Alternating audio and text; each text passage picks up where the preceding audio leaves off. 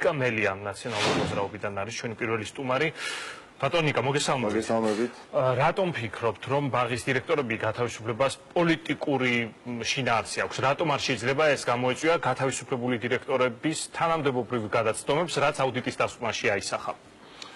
ერთით მე თავად გავეცანი უმრავლეს დასკვნებს, რომელიც აუდიტის სამსახურმა ასე თქვათ შეუდგინა გათავისუფლებულ ბაღის დირექტორებს და იქ ნათლად ჩანს, რომ ეს არის უბრალოდ პოლიტიკური მოტივით გათავისუფლებული დირექტორები და არა რეალური რაღაცა დარღვევების გამო გათავისუფლებული თანამდებობის პირები. ანუ რეალურად დარღვევები არ იკვეთება ამ დოკუმენტებში? არანაირი დარღვევები არ იკვეთება, ეს არის კომიკური დარღვევები, რომელიც მოყვანილი არის სხვადასხვა აქტებში. მაგალითად, ერთ-ერთ ბაღის დირექტორს შეუდგინეს აქტი, რომ მან საჩუქრად ისევ მერიის მაღალი თანამდებობის პირებისგან დედის დღეს 3 მარტს მიიღო ტორტი საბავშვო ბაღში, თავად მერიის თანამშრომლები მივიდნენ მიულოცეს, დირექტორმა პედაგოგებთან ერთად მიითვა ეს ტორტი და ამ დროს მონიტორინგის სამსახური დაადგა თავზე, შეუდგინეს აქტი. აქტში ჩაიწერა, რომ მათ არ ქონდათ უფლება, რომ მიერთვათ ტორტი იქ, სადაც ბავშვები იყვნენ. და ამის საფუძველზე გაათავისუფლეს. ასევე ერთ-ერთ ბაღის დირექტორს და მის მზარეულს 1 კილოგრამამდე თევზი დიდ ტაფაზე დაეწვა.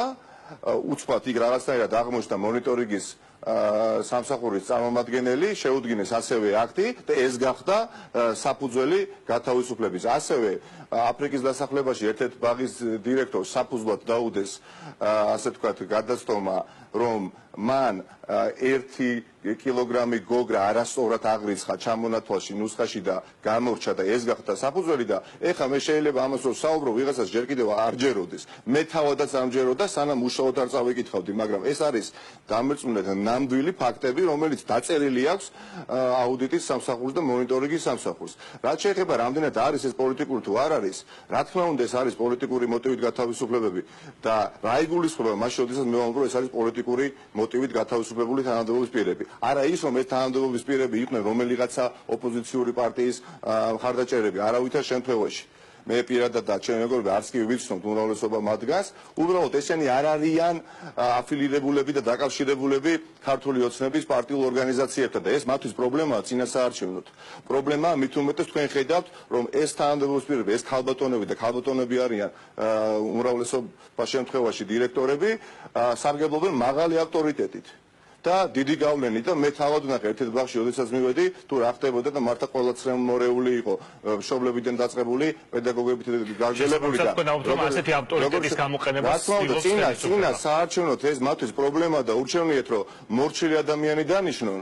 და დაექვემდებაროს არა თორდინავას, რომელიც ნუ ეხლა შეხედეთ თორდინავას და შეხედეთ ამ ქალბატონებს, ეხლა სად თორდინავა და სად ეს ქალბატონები, სად მათი პროფესიონალიზმი, სად მათი გაქანება, ხო?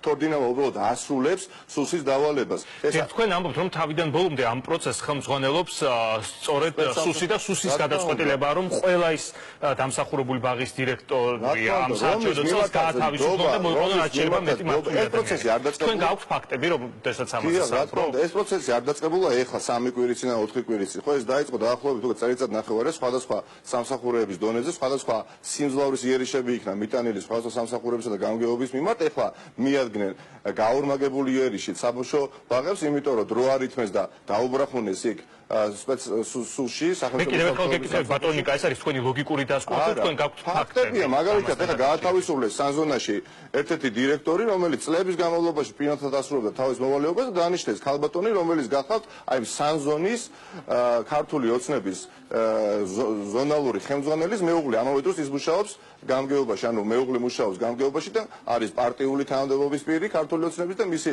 მეუღლე ქალბატონი დანიშნეს ბაღის დირექტორად. და თქვენ რა გონიათ ეხლა სუსის უფროსი ბატონი გომელაური, რომელიც გახდათ ბატონი ივანიშვილის პირადი მცველი, მართლა იმიტომ დაინიშნა ამ თანამდებობაზე, რომ ქვეყანაში უზრუნველყოს უსაფრთხოება? არავითარ შემთხვევაში აი ესეთი საკითხებით არის დაკავებული მისი მთელი სამსახური, დაწყებული მისით, გაგრძელებული მოადგილით, გოგაშვილით, გაგრძელებული ასევე ჭედრიშვილით, რომელიც იყო ქართულ ჯგუფში დასაქმებული და არის ბატონი ივანიშვილის კურსელი.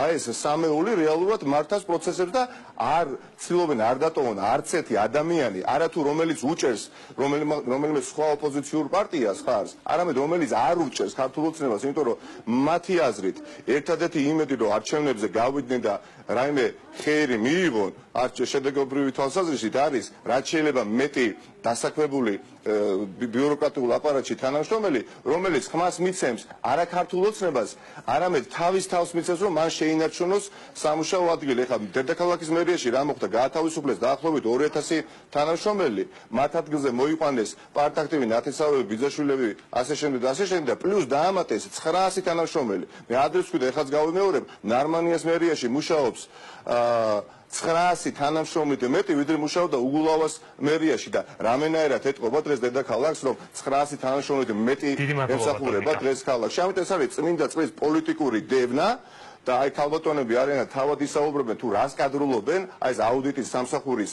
თანამშრომლები, რომლებიც აი ესეთი საქაღალდე იღლიაში ამოჩრილები დადიან და კალმისტარი ყურში გაჭრილები შევარდებიან, ხან ფანჯინე გადაძვრებიან, სამზარეულოში დაადგებიან მზარეულს და დაინახავენ, რომ იქ ბადრიჯანი დაეწვა და კვერცხი დაეწვა, აქ შეუდგენენ და მერე გაათავისუფლებენ. ესე რომც იყოს, აი დაუშვათ დაეწვა მართლაც 1 კილოგრამი თევზი. ეს არის დისციპლინარული სასჯელის უმაღლესი ზომის გამოყენების საფუძველი, რომ დირექტორის სახში გაუშვა. დიდი მადლობა ბატონო ნიკა. ნიკა მელია გვერდთხოვოდა პირდაპირ ეთერში.